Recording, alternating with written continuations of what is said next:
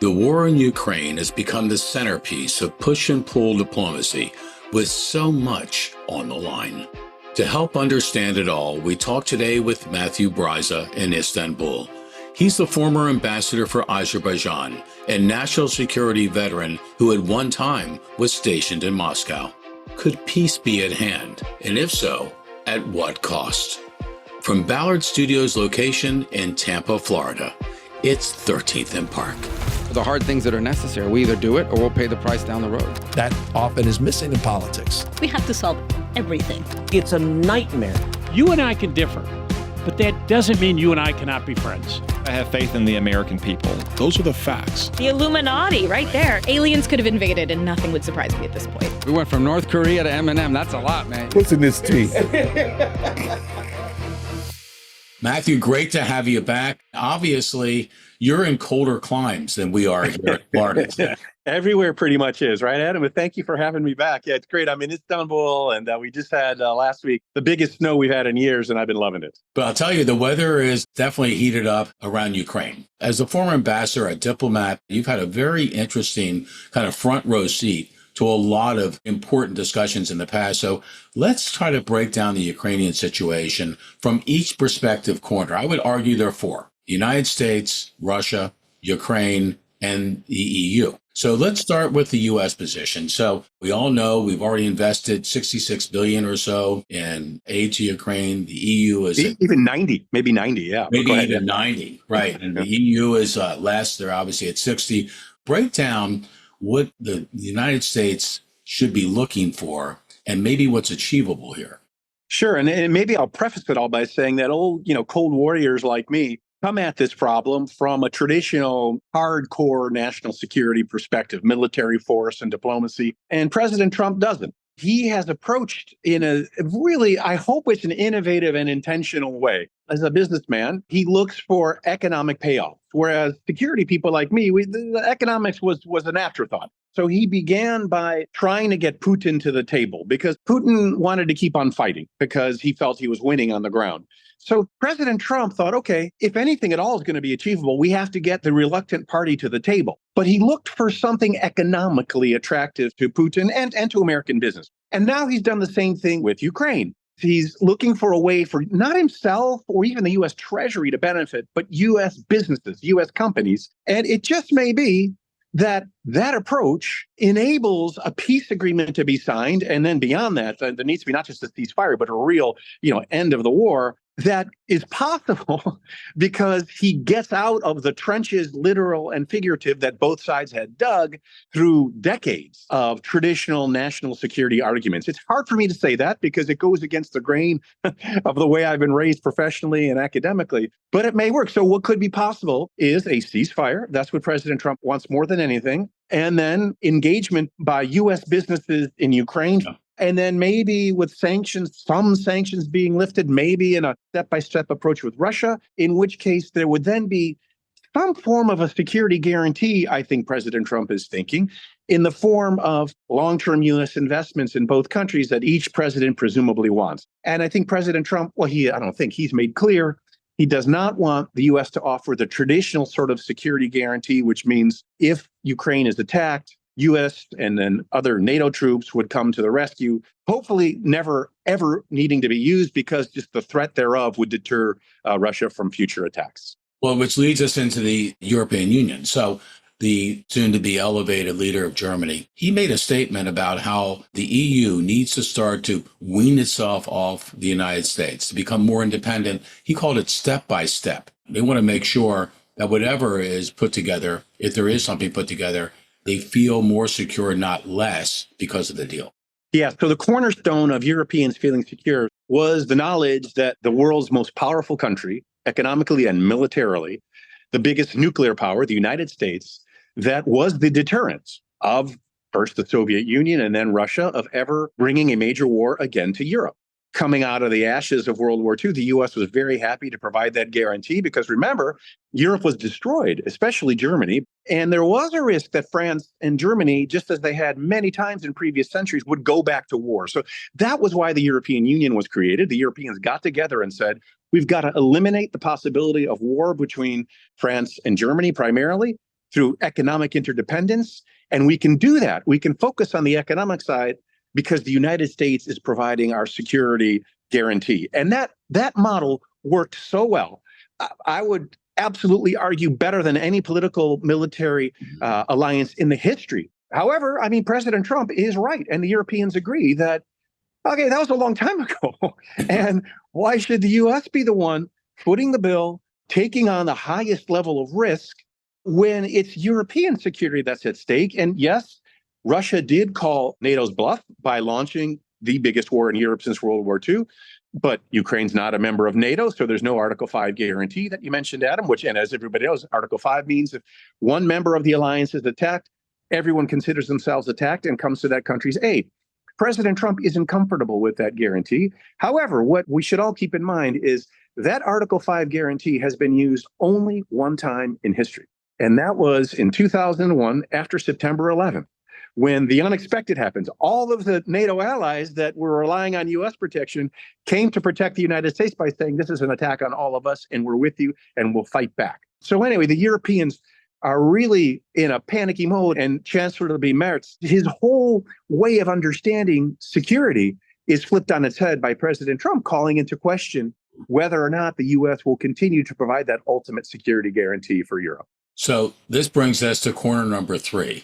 The Russians, right? So on the one hand, you could very easily see they have to show something out of this 3-year engagement, right? Some kind of land concession to some degree. They clearly are not comfortable at all with the idea of Ukraine becoming a member of NATO. And I think probably also there's the economic end of this as well. Russia has not been on its game of late. Are those the kinds of things that you would think Vladimir Putin would be looking for, at least short term? 100%. Absolutely. And President Trump, again, as a businessman rather than a traditional, international strategist, he thinks about those short-term benefits. I mean, he's, art of the deal. I think that's a huge disadvantage for him because Putin, he is a KGB officer.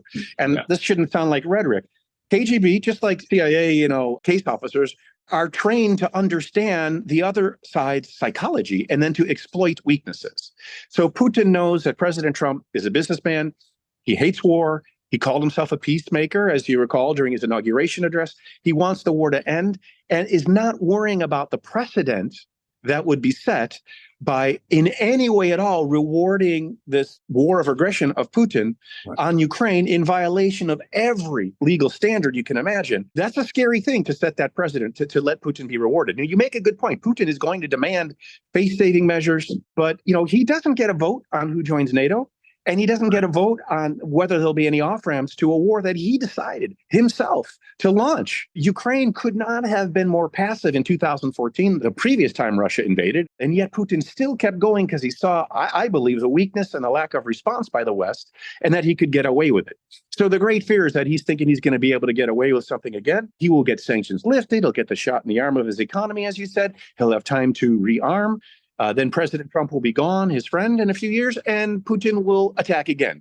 The reality is, war is the continuation of politics by other means. That's a cliche by a great Prussian political military strategist, von Clausewitz. And so what that means is you fight a war to achieve political objectives and economic objectives. So Ukraine's not winning. Putin isn't necessarily winning, but he's not losing. But Putin has more people he's willing to feed into the meat grinder. He has a bigger economy, even though, as you were saying, it's really weak, it's wobbly, it could collapse, but he's got a lot more leverage because he can suffer a lot more, which is the Russian way. And so, as Defense Secretary Hegseth has said, NATO membership's not on the cards, is not going to happen for Ukraine. I think that's not true in the long run, but it's true certainly during the Trump administration. And I do think we'll see sanctions relief for Russia that will allow the Russian economy some breathing space. But I also believe that President Trump is as shrewd as they come. So I think that if Putin betrays it and then goes back to war with Ukraine, I think President Trump would be infuriated and then would release a torrent of new sanctions on Russia. That's interesting that you used 4 times the word deal.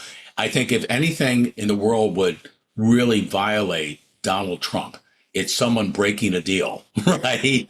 Absolutely. In terms of a deal. So all of which obviously brings us to maybe the most important corner of this is Ukraine. The people of Ukraine, my God, have gone through untold suffering in an unprovoked attack. Clearly, they don't want to give up land if they can help it. And clearly, they want more security guarantees. So what is it, bottom line, that Ukraine wants out of this? Because when it's all said and done, they're kind of the most important actors. They are on center stage.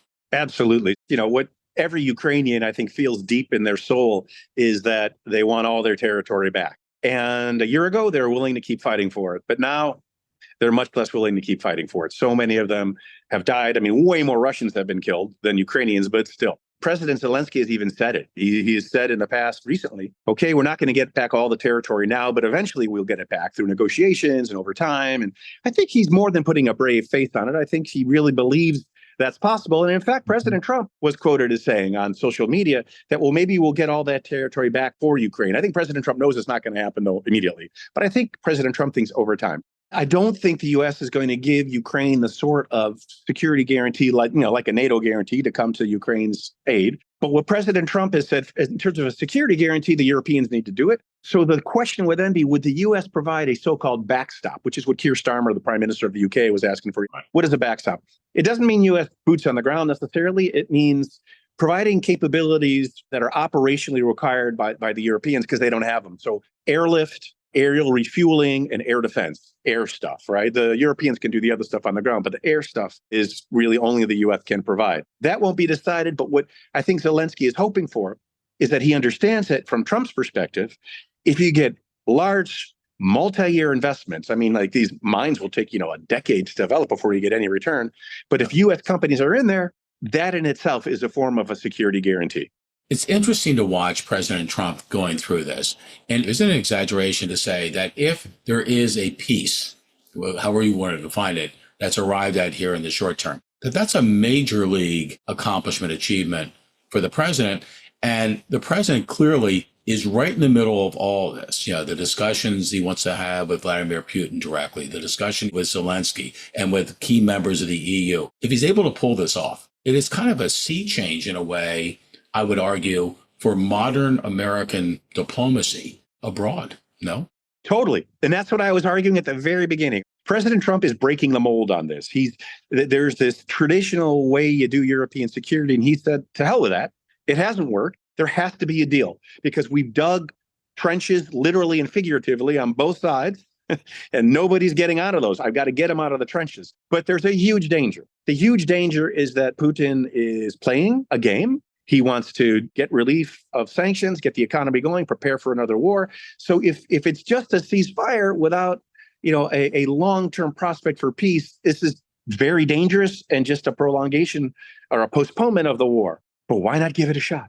Why not give it a shot? And with those security guarantees we've been touching on, it might just work. Matthew, thank you very much for your perspective. Stay warm there in Istanbul. And your perspective means a lot because of, all the things you've done in your career. As I said early on, when you're at the table, you kind of know what's being said and what's not being said, what's being sought openly and what's being sought privately. I get from you today a sense of this, a guarded optimism that there is maybe a positive result to all of this. Thanks, Adam. It's a great summary. And I've been in the middle of negotiations during active wars. And this is the first time when the combatants are really going at it that I've seen a U.S. president step in like this and completely change the rules of the game. And so thank you for being so gracious and accommodating. I loved it. It was fun. Really thoughtful and deep questions. I've done a lot of interviews on this lately. That was the best.